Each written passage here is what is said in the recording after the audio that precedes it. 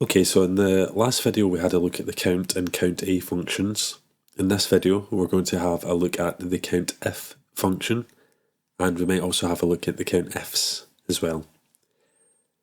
So in the last video we used a count formula to count how many tests were sat out of the test data in front of you at the moment. But let's say instead of counting how many tests were sat, as an example, we might want to only look at how many tests were sat for English. So in order to count that, we can use the COUNTIF function.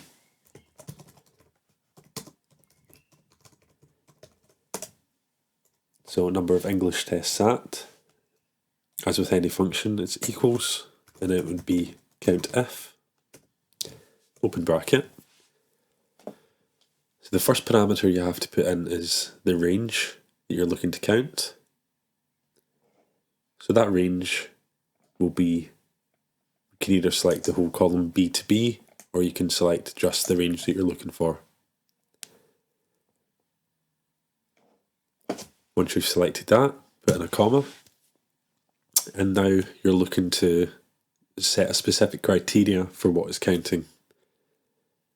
So you only want it to count the number of English tests sat. Now because we're going to put in a string, you have to put this in inverted commas or quotation marks.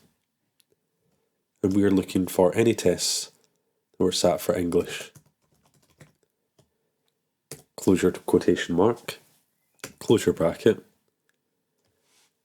So all the formula is saying is in cells B2 to B7, count any cells that include English. And you'll see it comes out with the correct count. The same can be done, for example, for IT.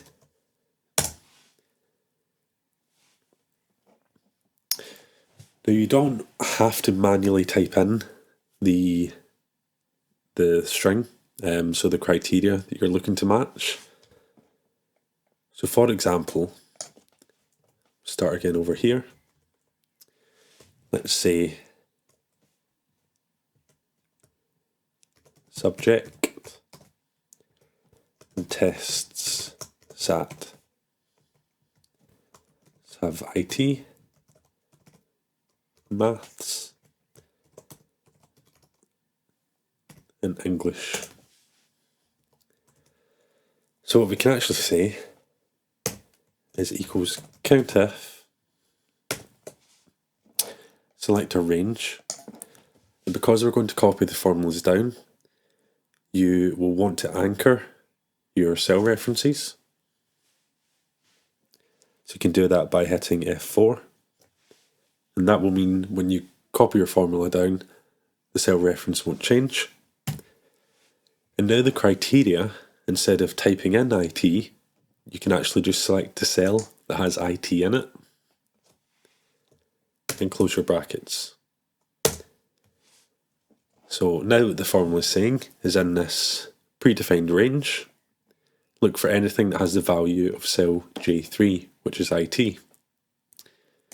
Now if we copy that down, and I'll refresh my formulas,